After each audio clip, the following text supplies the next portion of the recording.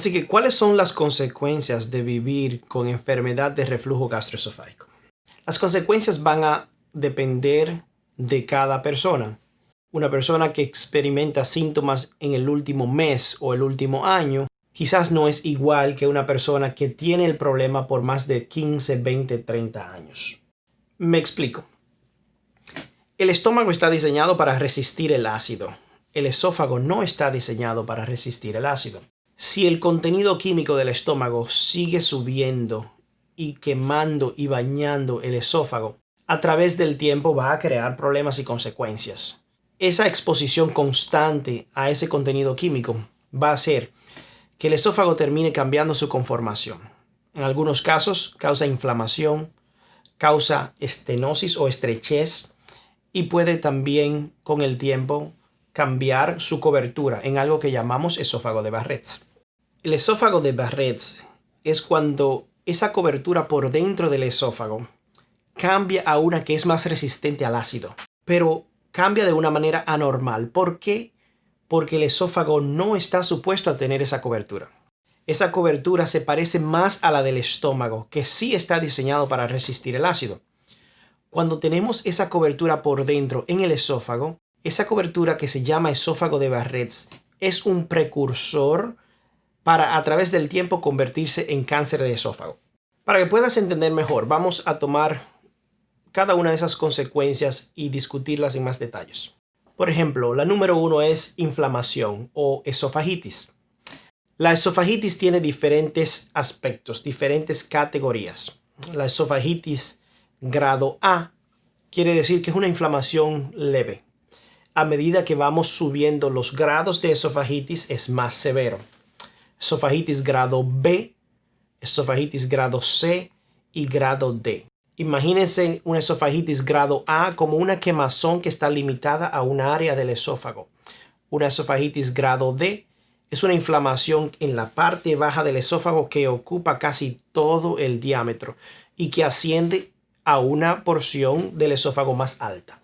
La esofagitis es una buena indicación de que el paciente tiene enfermedad de reflujo gastroesofágico.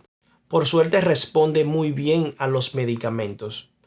Aún así no corrige el problema de la válvula si existe uno. Por fortuna, la gran mayoría de pacientes con esofagitis buscan atención médica y es porque causa dolor. El grado de esofagitis nos dice qué tan severa puede ser la enfermedad. Una persona con esofagitis grado A no es lo mismo que una persona con esofagitis grado D. Grado B, C y D por lo general hablan de un reflujo patológico. Ahora bien, la enfermedad de reflujo gastroesofágico puede presentarse en una forma erosiva, me refiero con erosiva a inflamación, esofagitis, o en una forma no erosiva. Quiere decir que no tiene cambios del esófago por quemazón. Las dos condiciones siguen siendo enfermedad de reflujo gastroesofágico. Bueno, vamos a tomar la esofagitis o la inflamación y partir de ahí a las cosas que pueden ocurrir. Esofagitis es lo más común que ocurre, más común que se presente en las personas con acidez. Si esa esofagitis cicatriza de manera normal porque la acidez merma, entonces vamos a tener un esófago que se repara. Si esa inflamación se vuelve de manera repetitiva y progresiva con el tiempo, esta reparación puede que ahora resulte en un cambio de la capa interna del esófago. Cuando ese cambio ocurre, es más resistente al ácido, por lo tanto experimentamos menos síntomas, pero ese cambio es inestable. Ese cambio es lo que llamamos esófago de Barrett. Otras consecuencias que pueden ocurrir por la inflamación repetitiva del esófago es estrechez o cerradura de la boca del esófago. El síntoma más común asociado con esto es la dificultad para tragar o el dolor para tragar. El síntoma más común de la esofagitis es la quemazón en la boca del estómago o el dolor. El esófago de Barrett en la gran mayoría de personas no causa ningún síntoma. O sea, que el que no tenga síntomas de reflujo ahora no quiere decir que ya no estés viviendo con consecuencias graves de la enfermedad.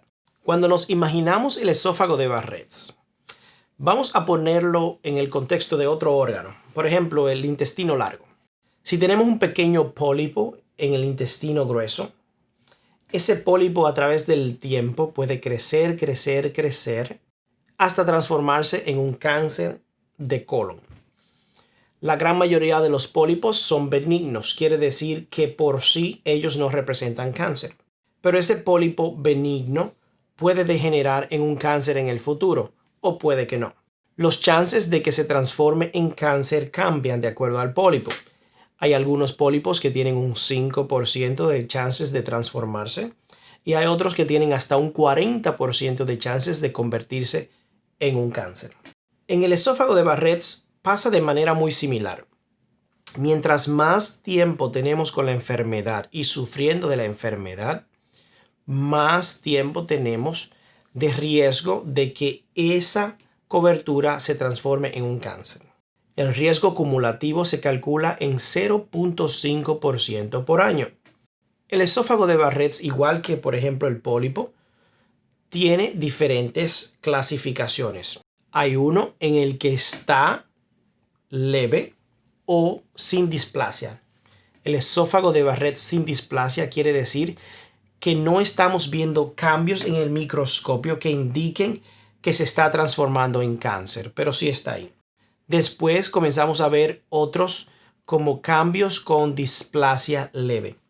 Displasia leve quiere decir que ya las células están dejando de parecer a las células típicas del esófago de Barrett. Displasia severa es el próximo estadio, donde las células ya están luciendo mucho más como cáncer. Luego de esta, el chance de transformarse en cáncer de esófago es sustanciosamente alto, en más de un 40%. Con respecto al esófago de Barrett, vamos a hablar más adelante de las principales terapias y no quiero cansarle con el tema, pero entendiendo que el esófago de Barrett es un precursor del cáncer de esófago. El cáncer de esófago sería la complicación más seria y grave de vivir con enfermedad de reflujo. Es un cáncer bastante agresivo. Es un cáncer muy mortal. Cuando nosotros venimos a diagnosticar el cáncer del esófago, en más de un 30% de los pacientes ya ese cáncer ha emigrado hacia los nódulos linfáticos y en un gran porcentaje de personas ya tienen metástasis, quiere decir que se ha ido a otro espacio. Casi todos los pacientes con cáncer de esófago antes de ser sometidos a cirugía requieren ser pretratados con quimioterapia y radiación, precisamente por la agresividad del tumor. Todo esto es prevenible si nosotros tratamos la enfermedad de reflujo gastroesofágico a tiempo. Por eso no es recomendable esperar a la consecuencia más grave. Los principales factores de riesgos para desarrollar cáncer de esófagos principalmente es el reflujo, la cantidad de años que tenemos padeciendo del reflujo no tratado.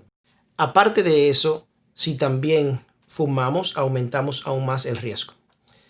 Lo vemos con mayor frecuencia en personas de edad más avanzada, entre los 60, 70 y más. Y tiene sentido perfecto, porque quiere decir posiblemente han vivido más con la enfermedad. También notamos que es un poco más común en hombres más que en mujeres y también en personas que tienden a padecer de sobrepeso u obesidad.